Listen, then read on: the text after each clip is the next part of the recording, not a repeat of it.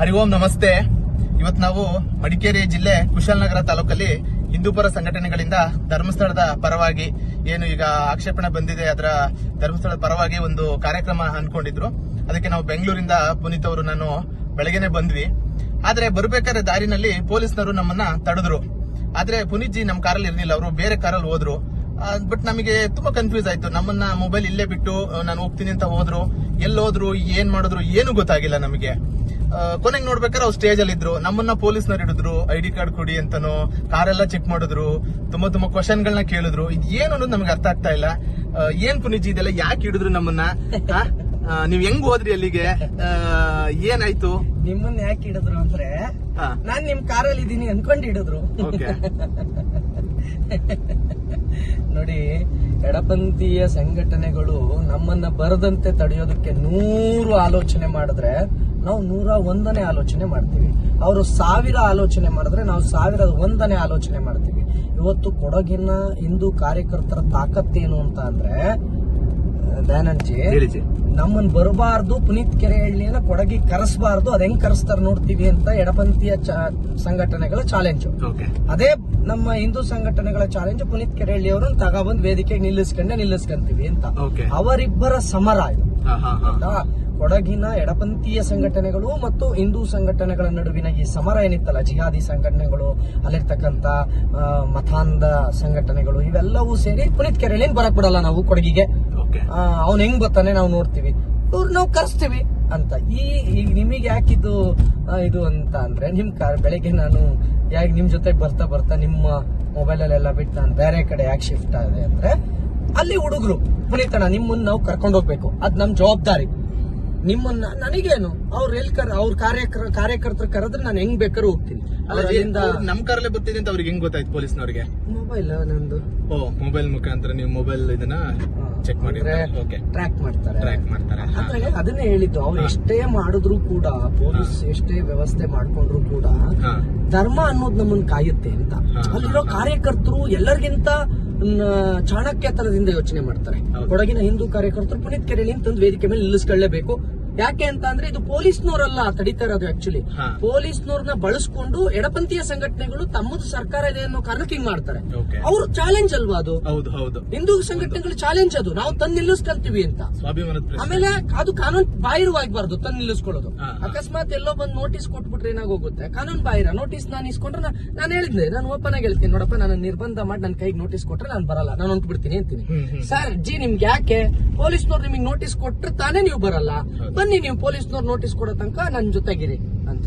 ಅಂದ್ರೆ ಅವರು ಪೊಲೀಸ್ನವ್ರು ನಮ್ ಕೈಗೆ ನೋಟಿಸ್ ಕೊಡದಂಗೆ ಅದನ್ನ ನೀಟಾಗಿ ತಗೊಂಡೋಗಿ ಸ್ಟೇಜ್ ಮೇಲೆ ನಿಲ್ಲಿಸ್ಕೊಂತಾರೆ ಅಲ್ವಾ? ಅದು ಅವ್ರ ಕಾರ್ಯಕರ್ತರ ಚಾಣಕ್ಯತನ ಆಯ್ತಾ? ಅದು ಕೊಡಗಿನ ಚಾಣಕ್ಯ ಕಾರ್ಯಕರ್ತರ ಇದು. ಅವ್ರು ಕರ್ಕೊಂಡೋಗಿ ವೇದಿಕೆ ಮೇಲೆ ನಿಲ್ಲಿಸ್ಕೊಂಡ್ರು. ಅವ್ರು ಹೇಳಿದ್ರು, ನಮ್ ಪುನೀತ್ ಕೆರೆಹಳ್ಳಿ ನಾವು ನಿಲ್ಸ್ಕೊಂತೀವಿ ಅಂತ. ಅದಕ್ಕೆ ನಾನು ಕೊಡಗಿನ ಸಮಸ್ತ ಕಾರ್ಯಕರ್ತರಿಗೆ ಧನ್ಯವಾದ ತಿಳಿಸ್ತೀನಿ. ಅದು ಹೆಂಗ್ ಮಾಡಿದ್ವಿ, ಏನ್ ಮಾಡಿದ್ವಿ, ಅದು ನಮಗ್ ಬಿಟ್ಟಿತ್ತು, ಮತ್ತೆ ಅವ್ರಿಗೆ ಬಿಟ್ಟಿತ್ತು. ಅದು ಎರಡರಲ್ಲೂ ನಾವು ಮೂಗ್ ತೋರ್ಸಲ್ಲ. ನಾವು ಅವ್ರು ಕರ್ದಿದ್ದಾರೆ, ನಾವು ಹೋಗ್ತೀವಿ. ಅವ್ರು ಯಾವ್ದ್ರಲ್ಲಿ ಕರ್ಕೊಂಡು ಹೋದ್ರು ಹೋಯ್ತೀವಿ. ಅಲ್ಲ ಜಿ, ನೀವು ಆ ಕಾರ್ಯಕ್ರಮಕ್ಕೆ ಯಾಕೆ ಹೋಗ್ಬಾರ್ದು? ನಿಮಗೆ ಯಾಕೆ ನೋಟಿಸ್ ಕೊಟ್ರು ಇದಕ್ಕೆ? ಇದ್ರ ಬಗ್ಗೆ ಏನ್ ಹೇಳ್ತೀರಾ ಜಿ? ನೋಟಿಸ್ ಅಂದ್ರೆ ನಿರ್ಬಂಧ ಆದೇಶ. DC ಅವರು ನನಗೆ ಕೊಡಗಿಗೆ ಬರದಂತೆ ನಿರ್ಬಂಧ ಏರಿದ್ದಾರೆ. ಕಾರಣ ಅಲ್ಲಿ ಬಂದು ನಾನು ಭಾಷಣ ಮಾಡ್ತೀನಿ, ದಿಕ್ಸೂಚಿ ಭಾಷಣ ಮಾಡ್ತೀನಿ.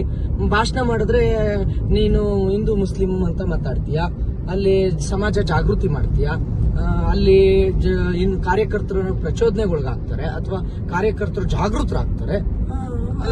ಫೇಸ್ಬುಕ್, ಯೂಟ್ಯೂಬ್ ಅಲ್ಲಿ ಮಾಡಿದ್ರು ಜಾಗೃತಿ ಆಗ್ತಾರೆ, ಅಥವಾ ಕೋಮು ಇದು ಕೂಡ ಆಗುತ್ತೆ. ಏನ್ ಡಿಫ್ರೆಂಟ್ ಎರಡಕ್ಕೂ ತುಂಬಾ ಡಿಫ್ರೆನ್ಸ್ ಇದೆ ಏನಂದ್ರೆ, ನಿಮಗೆ ಯೂಟ್ಯೂಬ್ ಮತ್ತು ಫೇಸ್ಬುಕ್ ಲಿಮಿಟ್ ಪರ್ಸನ್ಸ್ ಯೂಸ್ ಮಾಡೋದು, ಎಲ್ಲರೂ ಬಳಸಲ್ಲ ಆಯ್ತಾ? ಮತ್ತೆ ಇಲ್ಲಿ ಬಂದಿರೋ ಸಮಾಜ ಬೇರೆ, ಲೈವ್ ಆಗಿ ನಿಂತ್ಕೊಂಡು ಮಾತಾಡುವಂತದ್ದು ಬೇರೆ. ಅಂದ್ರೆ ಅಲ್ಲಿ ನನಗೆ ಸಮಯ ಇರುತ್ತೆ, ಅಲ್ಲಿ ನನಗೆ ನಾನು ಮಾತಾಡ್ತಾ ನನ್ನಲ್ಲೊಂದು ಭಾವನೆ ಕ್ರಿಯೇಟ್ ಆಗ್ತಾ ಹೋಗುತ್ತೆ. ಆಮೇಲೆ ಅದ್ರದ್ದು ಲೈವ್ ಸ್ಪೀಚೇ ಬೇರೆ. ಈಗ ಮೋದಿ ನಾವು ಡೈಲಿ ಟಿವಿಲಿ ನೋಡ್ತೀವಿ, ಆದ್ರೆ ಎದುರಿಗೆ ನೋಡ್ಬೇಕಾದ್ರೆ ಅದ್ರದ್ದು ಇದೇ ಬೇರೆ ಇರುತ್ತೆ. ಸಮಾಜ ಜನರಿಗೂ ಅಷ್ಟೇ, ಪುನೀತ್ ಕೆರೆಹಳ್ಳಿನ ಟಿವಿಲಿ ನೋಡೋದಕ್ಕೂ ಮತ್ತೆಲ್ಲೋ ಯೂಟ್ಯೂಬ್ ಅಲ್ಲಿ ನೋಡೋದಕ್ಕೂ ಎದುರಿಗೆ ನಿಂತ್ಕೊಂಡು ಮಾತುಗಳನ್ನ ಕೇಳೋದಕ್ಕೂ ಬಹಳ ವ್ಯತ್ಯಾಸ ಇರುತ್ತೆ. ಇನ್ನೊಂದು, ಎದುರಾಳಿಗಳ ಚಾಲೆಂಜ್ ಇರುತ್ತೆ. ಪುನೀತ್ ಕೆರೆಹಳ್ಳಿ ನಮ್ ಜಿಲ್ಲೆಗೆ ಬಿಟ್ಕೊಳ್ಳಲ್ಲ ಅಂತ. ಅಂದ್ರೆ ಈಗ ಕೊಡಗಿನ ಹಾ. ಈ ಟಿಪ್ಪು ಸಂತಾನಗಳಿರ್ತಾವಲ್ಲ, ಹಾ, ಹಾ, ಈ ಕೊಡಗಿನ ಟಿಪ್ಪು ಸಂತಾನಗಳಿರ್ತಾವಲ್ಲ, ಈ ಟಿಪ್ಪು ಸಂತಾನಕ್ಕೆ ಪುನೀತ್ ಕೆರೆಯಲ್ಲಿ ಬಿಡ್ಕೊಳ್ಳಲ್ಲ. ಯಾಕಂದ್ರೆ ಪುನೀತ್ ಕೆರೆಯಲ್ಲಿ ಟಿಪ್ಪು ವಿರೋಧಿ ಅಲ್ಲ. ಹೌದು. ಟಿಪ್ಪು ಬ್ಯಾನರ್ಗಳನ್ನ ಹೊರದು ಬಿಸಾಕ್ತಾನೆ, ಎಲ್ಲಿದ್ರು ಏನ್ ಮಾಡ್ತಾ ಇರ್ತಾನೆ. ಹಂಗಾಗಿ ಟಿಪ್ಪು ವಿರೋಧಿ ಪುನೀತ್ ಕೆರೆಹಳ್ಳಿನ ಕೊಡಗಿಗೆ ಬಿಡ್ಕೊಳ್ಳಲ್ಲ ಅಂತ. ಬಟ್ ಟಿಪ್ಪು ವಿರೋಧಿಗಳು ಕೊಡಗಿನಲ್ಲಿ ಇದಾರಲ್ಲ, ಅವರು ಪುನೀತ್ ಕೆರೆಹಳ್ಳಿ ಅಂತ ನಿಲ್ಲಿಸ್ಕೊಳ್ಳೇಬೇಕು ಅಂತ. ಈ ನಡುವಿನ ಈ ಜಗಳದಲ್ಲಿ ಎಲ್ಲಿ ಪೊಲೀಸ್ ಏನಾಗ್ತಾರೆ, ನಿರ್ಬಂಧ ಹಾಕ್ಬಿಡ್ತಾರೆ. ಪುನೀತ್ ಕೆರೆಹಳ್ಳಿ ಬರೋದ್ ಬೇಡ ಅಂತ ಜಿಲ್ಲಾಧಿಕಾರಿಗಳಿಗೆ, ಮೇಡಮ್ ಇವನ್ ಬರ್ದಂಗ್ ಒಂದು ಆದೇಶ ಕೊಡಿ ಅಂತಾರೆ. ಜಿಲ್ಲಾಧಿಕಾರಿಗಳು ಅವರಿಗಿರ್ತಕ್ಕಂತ ಅಧಿಕಾರವನ್ನು ಬಳಸಿ ಪುನೀತ್ ಕೆರೆಹಳ್ಳಿ ನಮ್ಮ ಜಿಲ್ಲೆಗೆ ಬರಬಾರ್ದು ಅಂತೇಳಿ ಆದೇಶ ಹೊರಡಿಸ್ತಾರೆ. ಅಲ್ಲಜಿ, ನಿಮ್ ತುಂಬಾ ವಿಡಿಯೋಗಳು ನೋಡಿದೀನಿ. ತುಂಬಾ ವಿಡಿಯೋಗಳಲ್ಲಿ ತುಂಬಾ ಕೇಸಸ್ ನ ಹಾಕ್ಸ್ಕೊಂಡಿದ್ದೀರಾ. ಏನು ಸೋಷಿಯಲ್ ಮೀಡಿಯಾದಲ್ಲಿ ಮಾತಾಡಿರುವಂತದ್ದು, ರಾತ್ರಿ ಬಂದು ಪೊಲೀಸ್ನವ್ರು ನಿಮ್ಮನ್ನ ಕರ್ಕೊಂಡು ಹೋಗಿರೋದು, ಅದೆಷ್ಟೋ ಕೇಸ್ಗಳು ನಿಮ್ದು ಸೋಷಿಯಲ್ ಮೀಡಿಯಾದಲ್ಲಿ ಮಾತಾಡಿದಿರಾ ಅನ್ನೋದಕ್ಕೋಸ್ಕರ ನಿಮ್ಮ ಮೇಲೆ ಕೇಸ್ ಆಗಿದಾವೆ. ಆದ್ರೆ ಈ ಸಮೀರ್ ಅಂತ ಜಮೀರ್ ಕೇಸಲ್ಲಿ ಬಂದಾರೆ. ಜಮೀರ್ ವಿರುದ್ಧ ಜಮೀರ್ ವಿರುದ್ಧ ಒಂದು ಕೇಸ್ ಮಾಡಿದಾರೆ ಅಂತ ಬಂದು ಆಫೀಸ್ ಎಲ್ಲ ಬಂದು ಶೋಧ ಎಲ್ಲ ಮಾಡಿದ್ರು. ಆದ್ರೆ ಬೇರೆ ಏನೋ ತರ ತಿರ್ಸೋದಕ್ಕೆ ಹೋದ್ರು. ಆದ್ರೆ ನಾವು ಅಬ್ಸರ್ವ್ ಮಾಡ್ತಾ ಇದೀವಿ, ಮೊಹಮ್ಮದ್ ಸಮೀರ್ ಎಂಬಾತ ಅವನು ಬೇರೆ ಬೇರೆ ರೀತಿನಲ್ಲಿ ಧರ್ಮಸ್ಥಳದ ಬಗ್ಗೆ, ವೀರೇಂದ್ರ ಹೆಗ್ಗಡೆ ಅವ್ರ ಬಗ್ಗೆ ಅಪಪ್ರಚಾರ ಜೊತೆಗೆ ಇಲ್ಲ ಸಲ್ಲದ ಮಾತುಗಳನ್ನ ಹೇಳ್ತಾ ಇದ್ದಾನೆ. ಅವರೊಬ್ರು ಎಷ್ಟು ಧರ್ಮಾಧಿಕಾರಿ ಅಂದ್ರೆ ರಾಜ್ಯಸಭಾ ಸದಸ್ಯರು ಕೂಡ ಹೌದು. ಆದ್ರೆ ಅವ್ರ ಬಗ್ಗೆ ಒಂದು ಕೇಸ್ ಆಗಿಲ್ಲ, ಅವ್ರನ್ನ ಅರೆಸ್ಟ್ ಮಾಡ್ತಾ ಇಲ್ಲ. ಇದು ಏನಿದು? ಇದು ನೋಡಿ, ಈ ಪ್ರಜಾಪ್ರಭುತ್ವ ಶಾಸಕಾಂಗ ಅಂದ್ರೆ ಏನ್ ಶಾಸಕಾಂಗ ಇದೆ, ಇದ್ರ ಮೇಲೆ ಇದು ದುರ್ಬಳಕೆ ಹೇಗಾಗತ್ತೆ ಅಂತ. ಕಾರ್ಯಾಂಗ ಇದೆಯಲ್ಲ, ಎಕ್ಸಿಕ್ಯೂಟಿವ್ ಇದೆಯಲ್ಲ, ಈ ಎಕ್ಸಿಕ್ಯೂಟಿವ್ ಮೇಲೆ ಎಷ್ಟು ಶಾಸಕಾಂಗ ಇದು ಮಾಡುತ್ತೆ ಅಂತ ಅಂದ್ರೆ ಪ್ರಭಾವ ಬೀರುತ್ತೆ. ನೋಡಿ, ಒಬ್ಬ ಸಚಿವ ಅಂತ ಅನ್ಕೊಳ್ಳಿ, ಅವನು ಜಮೀರ್ ಅಹಮದ್, ಅವನ ವಿರುದ್ಧ ಪುನೀತ್ ಕೆರೆಹಳ್ಳಿ ಮಾತಾಡ್ದ. ಆಕ್ಚುಲಿ ಜನಪ್ರತಿನಿಧಿ ಅವನು, ಆಯ್ತಾ, ಅವನು ಮಿನಿಸ್ಟರ್ ಕೂಡ. ಅವನ ವಿರುದ್ಧ ನಾನು ಮಾತಾಡ್ದೆ. ಏನಕ್ಕೆ ಮಾತಾಡ್ದೆ? ಅವನು ಕುಮಾರಸ್ವಾಮಿ ಅವರನ್ನ ಕಾಳ ಕುಮಾರಸ್ವಾಮಿ ಅಂತ ಕರಿಯ ಅಂತ ಕರೆದ. ಅದಕ್ಕೆ ನಾನು ಅದನ್ನು ವಿರೋಧ ಮಾಡಿ ಮಾತಾಡ್ದೆ. ಆಗ ವಿರೋಧ ಮಾಡಿ ಅದನ್ನ ಬೈದಿದ್ದಕ್ಕಾಗಿ ನನ್ನ ಮೇಲೆ ಅವ್ರು ಕಂಪ್ಲೇಂಟ್ ಮಾಡ್ತಾರೆ, FIR ಆಗುತ್ತೆ. ರಾತ್ರೋರಾತ್ರಿ ಬಂದು ನನ್ನ ಅರೆಸ್ಟ್ ಮಾಡ್ಕೊಂಡು ಹೋಗ್ತಾರೆ. ಆದ್ರೆ ಸಮೀರು ನೋಡಿ, ನಮ್ಮ ವೀರೇಂದ್ರ ಹೆಗ್ಗಡೆ ಅವರು ಯಾರು?